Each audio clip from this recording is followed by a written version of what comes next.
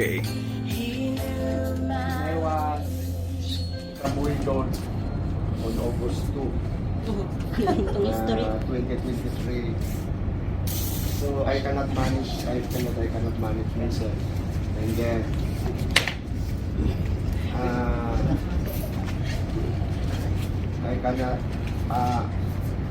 I felt lonely.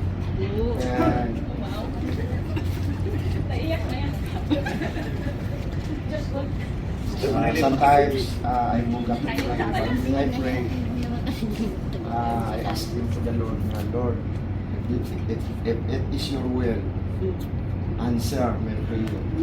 Hallelujah.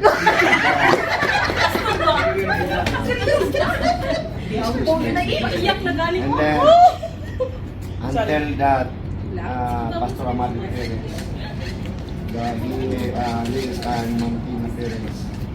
He is, I think, there were 2 or 3 times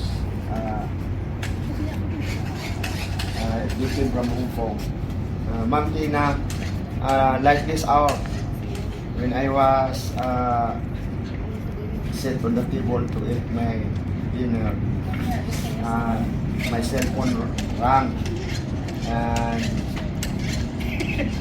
Ma'am Tina's, and when I see the cell phone, Ma'am Tina is talking for me. And then Ma'am Tina tells me that I will send a friend request and please accept. This is Sister Marisa.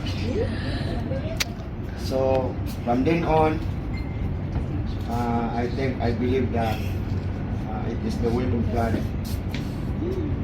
But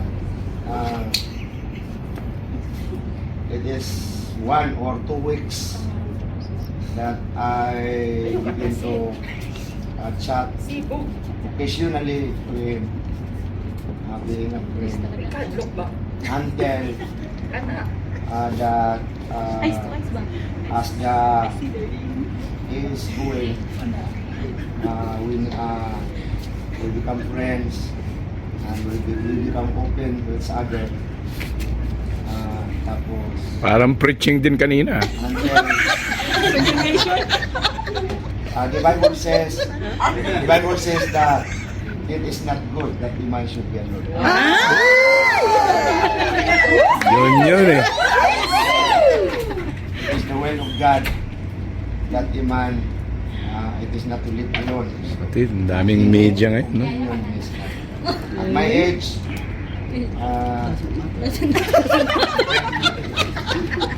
Huwag kayong magsungkot ba? so even at my age, so I think I need, because not only for the ministry, but also for my personal life. So the ministry then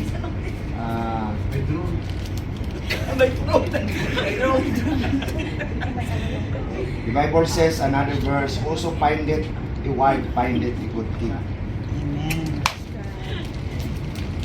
So din ang una ko ibigay. Yan, ibigay mo lahat. This is the expression of my love.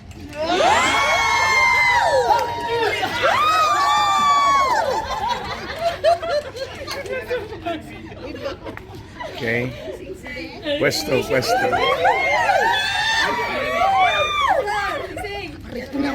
When you marry me,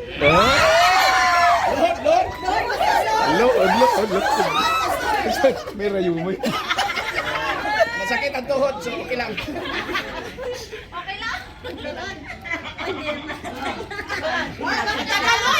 Yes or no? Uwi na kami. She said yes! Pakilakas! I'm not satisfied with ganyan. Take two, Pastor. Take 2. Say,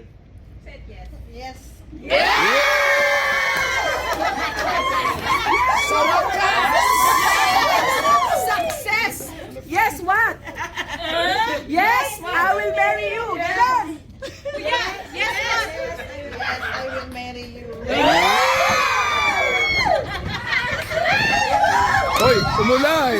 Bumaba yung cholesterol ko. Praise God. Yes, yes, yes. So,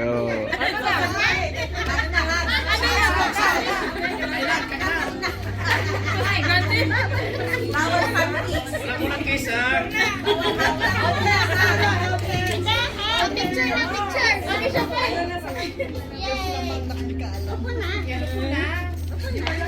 po. Anong sagot ng babae? Pakinggan natin ang message.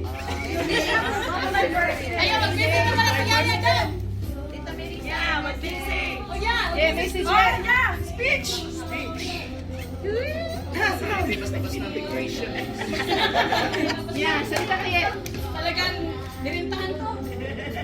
Talagang Kaya yung oras pumapatak. Nilirito rin sa akin ang mga pastors. Lalo na sila Sister Nina, the Pastor Perez. Actually, sabi nila Pastor Perez no na hahanapan talaga kita dahil. Although maraming mga introduce sa akin. At nung kumain kami sa Vietnamese, kinausap nila ako kasi nga kasama si Pastor Librado, Pastor Plaza with their wives, and then doon sila nagbutuhan kasi sabi ni Pastor may dalawa akong pastor na pagpilian. Yung isa walang anak, yung isa may anak. Parang ano? Narinig din ni Pastor Plaza na si Sister Ninette, ang asawa ni Pastor, kilala niya yung sister-in-law ni Pastor. So, parang doon sila nagbutuhan. At nung kinausap ako ni Pastor Perez, kwento niya lahat yung mga nangyayari sa kanya. So, hindi ko alam din na dati nagre-resist naman ako, pero noon that time na kinakausap talaga ako ni Pastor Perez, hindi ko alam na nung luha nang tumulo sa mata ko at sabi nga ni Sister Marite sa akin, "Te, bakit ka umiyak?" Sabi ko, hindi ko alam. Mula noon, yung nag-friend request at in-accept niya, doon nagsimula. Kaya sabi ko kay Sister Cynthia, paano to? Sabi niya, di ba, prayer mo, manin siya na pag pumunta dito, sabi niya, di ba, Diyos lamang ang nakakaalam. Kaya doon ako na tuwing nagme-message si Pastor ng good morning, good evening, na Sister Maris, nagsasabi ko kay Sister Cynthia, lahat ng mga pag-pray lang natin kung ang kalooban ng Panginoon talaga ay siya. So hanggang dumating na magre-renew siya ng passport niya. So, sabi ko, Sister Seth, mag-renew na daw siya ng passport niya. Pero, nagsasabi ko sa kanya. Pero sabi, hindi pa talaga ako, na hanggat hindi talaga na yung renewal niya. So, hanggang, sabi niya, may kasama siya papunta dito sa Hong Kong, si Pastor Abadies. Sabi ko, kasama si Rowena. Sabi ko, mabuti. So, hanggang nakuha nila yung passport nila. Sabi ko, totoo na talaga to. Sabi ko kay Sister Cynthia. Tapos hanggang nagpag-book siya ng ticket, ayun si Pastor Plaza ang so doon ko na pag ang will ng Panginoon ay susundin natin, hindi ko naman talaga na ikaw din pa sa bigay sa akin ng Panginoon. Kaya nga, yung awit na nasabi na Diyos lamang ang nakakaalam, totoo ko yun. At salamat sa Panginoon kasi ang sabi nga ni Sister Cynthia Haula, sa kanya daw tuldok, sa akin daw kama pa. Kaya, so,